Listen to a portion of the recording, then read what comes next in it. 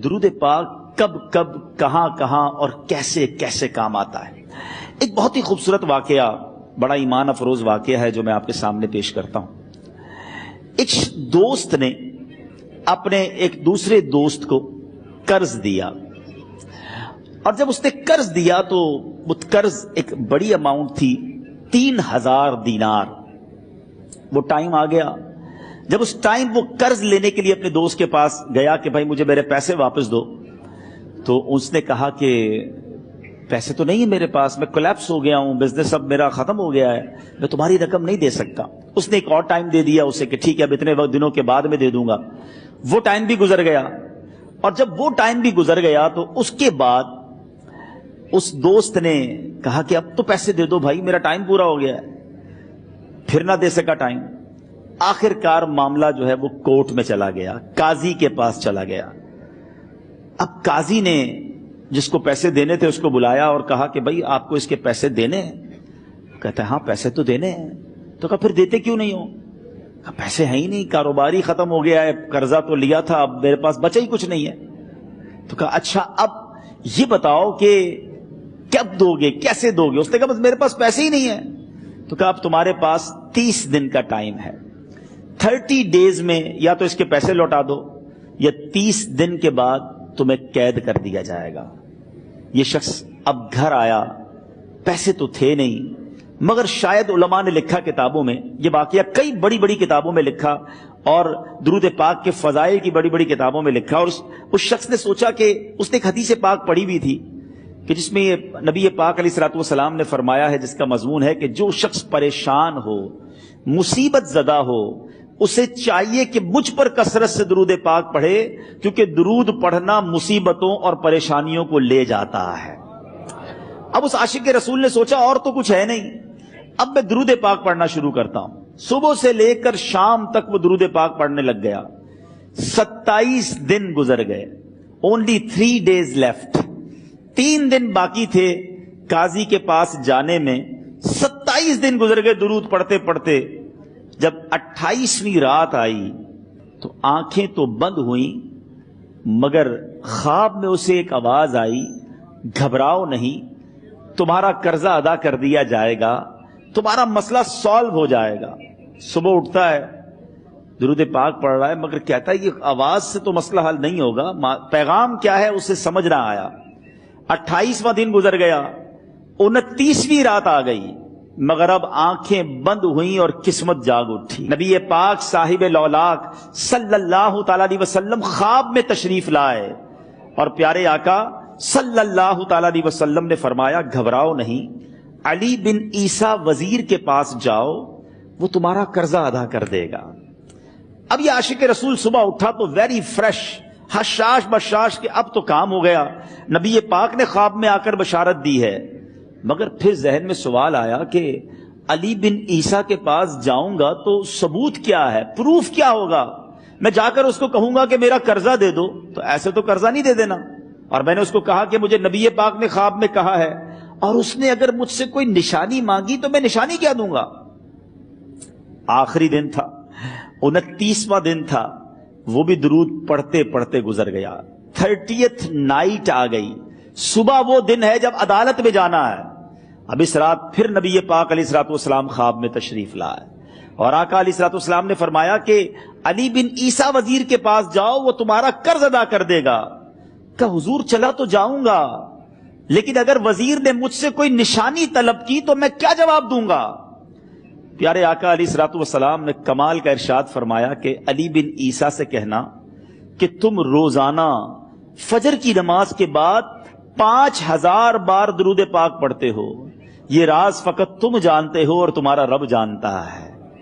اب یہ جب صبح اٹھا تو ایک نشانی بھی مل چکی تھی۔ عدالت میں جانے سے پہلے وزیر کے دربار میں پہنچ گیا، اسے یہ ڈر تھا کہ آج پیسے نہ لوٹائے تو سزا ہو سکتی ہے۔ جب وزیر کے دربار میں پہنچا تو وزیر اپنے مشیروں کے ساتھ بیٹھا تھا۔ کہا مجھے آپ سے بات کرنی ہے۔ کہا بتاؤ کیا بات کرنی ہے؟ کہا میں ایک پیغام لایا ہوں آپ کے لیے۔ اچھا کس کا پیغام لائے ہو؟ کہا میں نبی پاک جناب محمد مصطفیٰ صلی اللہ تعالی علیہ وسلم کا پیغام لایا ہوں۔ وہ عاشق رسول وزیر تھا، کہتا بتاؤ میرے آقا نے کیا پیغام دیا ہے؟ کہ حضور میں 3000 دینار کا مقروض ہوں، آج آخری دن ہے اور میرے آقا نے مجھے بشارت دی ہے کہ آپ سے کہوں کہ آپ میرا قرض ادا کر دیجئے۔ علی بن عیسیٰ کہتا ہے کوئی ثبوت ہے آپ کے پاس؟ ہے کوئی دلیل بھی ہے آپ کے پاس؟ میں کیسے مان لوں کہ آپ کو نبی پاک علیہ الصلوۃ والسلام نے بھیجا ہے؟ عاشق رسول کہتا ہے خالی ہاتھ نہیں آیا، میرے آقا نے مجھے دلیل بھی عطا فرمائی ہے، مجھے ایک ایویڈنس بھی دیا ہے، اور پروف یہ ہے حضور کہ آپ روزانہ صبح فجر کی نماز کے بعد نبی پاک صلی اللہ تعالی علیہ وسلم کی بارگاہ میں درود و سلام کا نذرانہ پیش کرتے ہیں۔ جب تک 5000 کا عدد پورا نہیں ہوتا آپ اس وقت تک کسی اور سے بات نہیں کرتے، اور اے وزیر صاحب یہ راز صرف آپ کو پتا ہے اور آپ کا رب جانتا ہے۔ اللہ اکبر۔ وہ وزیر تو جس کو کہے نا جھوم اٹھا، ایسا عاشق رسول وزیر تھا جو روزانہ صبح 5000 درود پڑھتا ہو، اس کی تو عید ہو گئی نا۔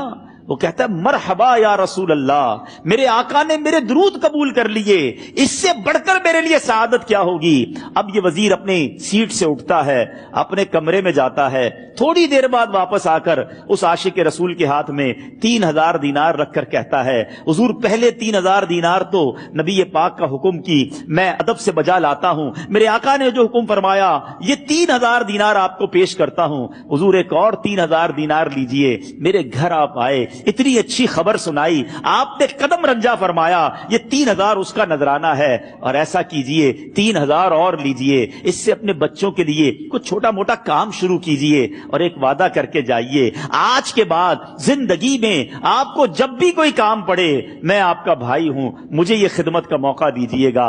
اللہ اکبر۔ وہ مقروض جو ایک رات پہلے 3000 دینار کا مقروض تھا، ہو سکتا ہے اس کے بیک آف مائنڈ یہ بھی چل رہا ہو کہ اب شاید کل میں نے جیل میں جا کر عدالت میں جا کر گرفتاری دے کر جیل میں جانا ہے، مگر اب 9000 دینار ہاتھ میں ہیں۔ عاشق رسول جھومتا ہوا نبی پاک کی یاد میں گھومتا ہوا اب عدالت میں پہنچا۔ عدالت میں everybody expecting over there کہ آج اس نے آنا ہے اور آ کر کہنا یہی ہے کہ پیسے تو نہیں ہیں، گرفتار کر لو، مگر جا کر اس عاشق رسول نے 3000 دینار جج صاحب کے ہاتھ میں رکھ دیے۔ قاضی کہتا ہے پہلے تو یہ بتاؤ پیسے آئے کدھر سے؟ تم تو کہتے تھے غریب ہوں، تم تو کہتے تھے کاروبار نہیں ہے، ایک مہینے میں اتنی بڑی رقم کا انتظام کیسے ہو گیا؟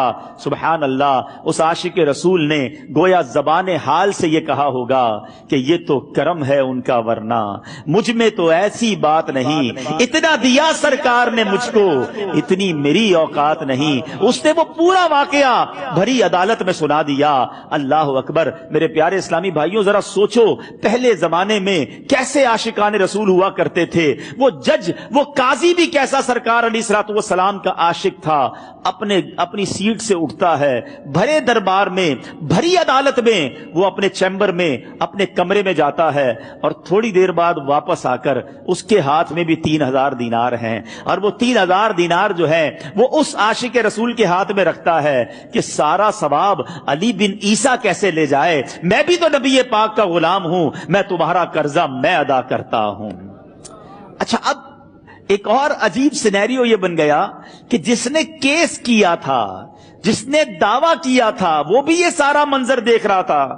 کہتا ہے جج صاحب ذرا رکیے، میں بھی اپنے آقا کا امتی ہوں، اور ایک کام کیجئے قلم کاغذ منگوائیے، اس عاشق رسول کا قرضہ ہی میں معاف کر دیتا ہوں۔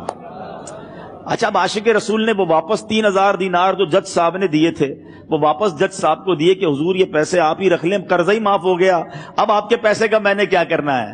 جج صاحب کہتے ہیں جو پیسے نبی پاک کے نام پر نکالے ہیں اب مجھے واپس نہیں چاہیے، یہ بھی تم اپنے ساتھ لے جاؤ۔ اللہ اکبر۔ میرے میٹھے اسلامی بھائیوں، وہ عاشق رسول ایک رات پہلے 3000 دینار کا مقروض ہے، اب 12000 دینار لے کر گھر کو واپس جا رہا ہے۔ اس ایک واقعے کے اندر جو ہم سب کے لیے درس ہے، جو ہم سب کے لیے پیغام ہے، شاعر لکھتے ہیں نا، دکھوں نے تم کو جو گھیرا ہو تو درود پڑھو، दुखों ने तुमको जो घेरा हो तो दुरूद पढ़ो, जो हाजिरी की तमन्ना हो तो दुरूद पढ़ो। आज हम बहुत सारी प्रॉब्लम्स में होते हैं। यहां भी हो सकता है मेरा कोई भाई बीमार बैठा हो, कोई कर्जे में डूब गया हो, किसी का कोई बिजनेस प्रॉब्लम चल रहा हो, कोई फैमिली इशू में डिस्टर्ब हो। आप किसी भी प्रॉब्लम में हैं, खुदा की कसम दुरूद पाक ऐसा वजीफा है। लोग बहुत सारे वजाइफ पूछते रहते हैं, बहुत सारे जनाब वजाइफ के बारे में मालूमात करते रहते हैं। सच्ची बात यह है, हर दर्द की दवा है सल्ले अला मुहम्मद। हर दर्द की दवा है सल्ले अला मुहम्मद।